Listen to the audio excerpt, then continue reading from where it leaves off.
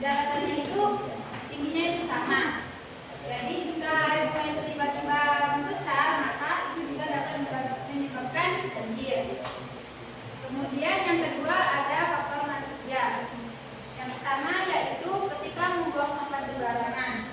Nah, kita itu tidak boleh membuang sampah sembarangan, apalagi membuang sampah ke sungai. Nah, itu menyebabkan banjir.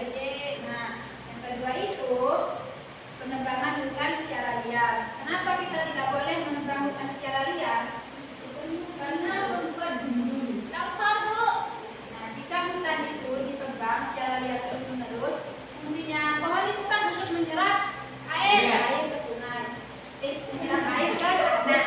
Nah, jika pohon itu ditebang terus-menerus, apalagi ditebang secara liar, nanti gimana resapan air itu kan tidak dapat diserap, maka terjadi banjir. Kemudian mengeruk atau menyempitkan sungai untuk suatu bangunan. Nah, itu sebenarnya tidak boleh membangun bangunan di samping sungai. Nah, itu menyebabkan aliran sungai itu menjadi sempit dan terhambat.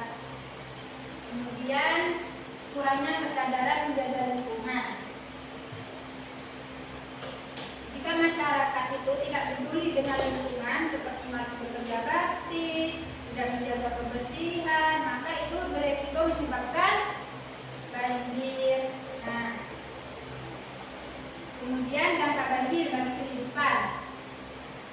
Yang pertama, rumah dan bangunan lainnya jadi terendam air. Jalan menjadi rusak dan berlumpur, banyak sampah yang terbawa arus, munculnya berbagai penyakit seperti gatal-gatal, diare, dan demam. Kemudian lingkungannya menjadi tidak sehat, serta kegiatan aktivitas terganggu seperti sekolah dan kerja. Oleh karena itu, kita itu harus berusaha untuk mencegah banjir dengan cara menjaga lingkungannya. Adapun sikap peduli terhadap lingkungannya itu yang pertama, jangan membuang sampah sembarangan. Yang kedua, kita itu harus rajin membersihkan sedotan dan saluran air. Dan ketiga, kita itu juga harus rajin menanam dan merawat pohon. Dari materi berikut, guru di sini akan memberikan kalian soal. Ya? Ya.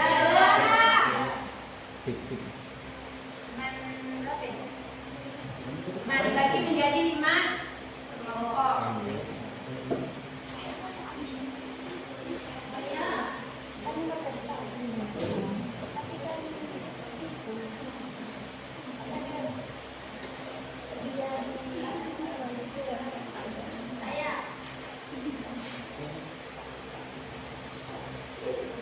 Guru di sini kasih waktu 5 menit untuk mengerjakan itu ya.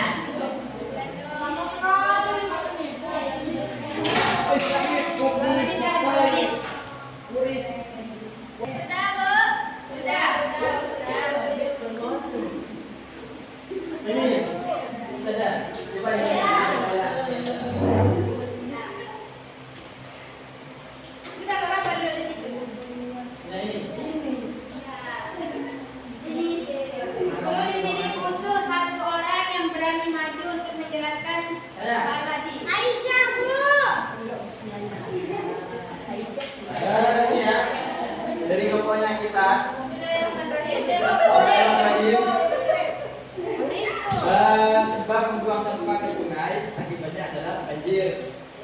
Yang kedua, menebar pohon sembarangan menyebabkan longsor. Tidak membersihkan selokan menyebabkan pengaliran air tersumbat. Keempat, tidak menjaga kebersihan menyebabkan akan kembali. Kelima, tidak ada tempat sampah karena sekitarnya bersih.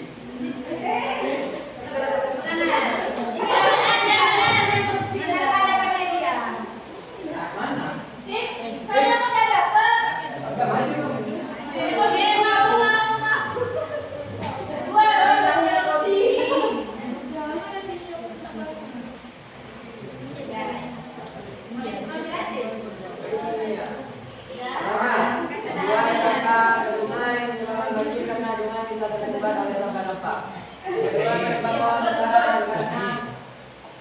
pohon kemarangan bisa mati karena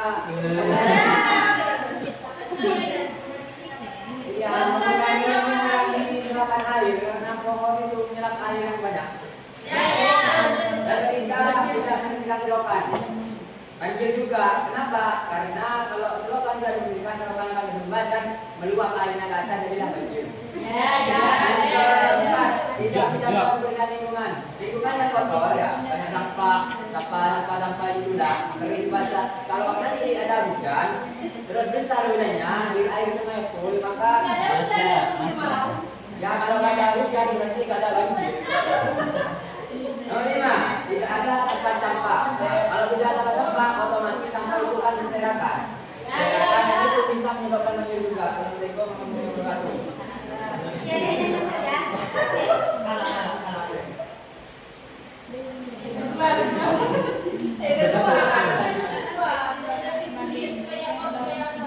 Bagaimana, masih semangat?